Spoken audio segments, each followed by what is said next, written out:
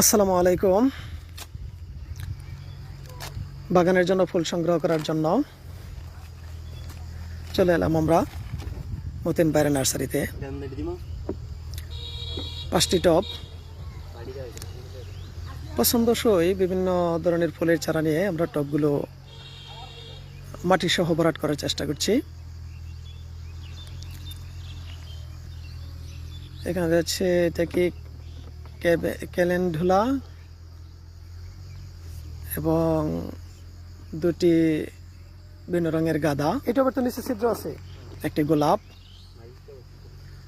এবং একটি রাখা হয়েছে লাল পাতাবাহার মোটা পাতা। আমাদের মতিন ভাই খুব সযত্নে চারাগুলো থেকে বস্তা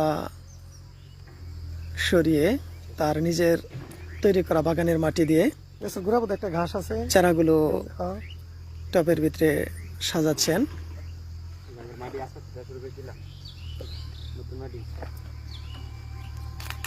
গোবর সার এবং প্রয়োজনীয় সকল উপকরণ দিয়ে আমাদের এই মাটিগুলো তৈরি করা।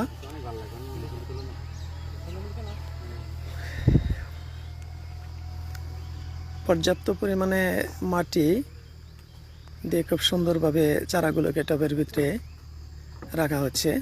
অবশ্য টবগুলোকে পানি নিষ্কাশনের জন্য আগে নিচের দিক থেকে আমাদের কিছু ছিদ্র করে দেওয়া হয়েছে। এই পাতাবাহার গাছটি আমার কাছে বেশ পছন্দ হওয়ার কারণে লাল এবং মোটা পাতার যে পাতাবাহার গাছটি দেখতে অনেকটা আমাদের পানের বরজের ভিতরে যে আগুন সর গাছ লাগে সেটার মতোই। সেটা আমরা একটি টবের ভিতরে ওঠানোর চেষ্টা করছি।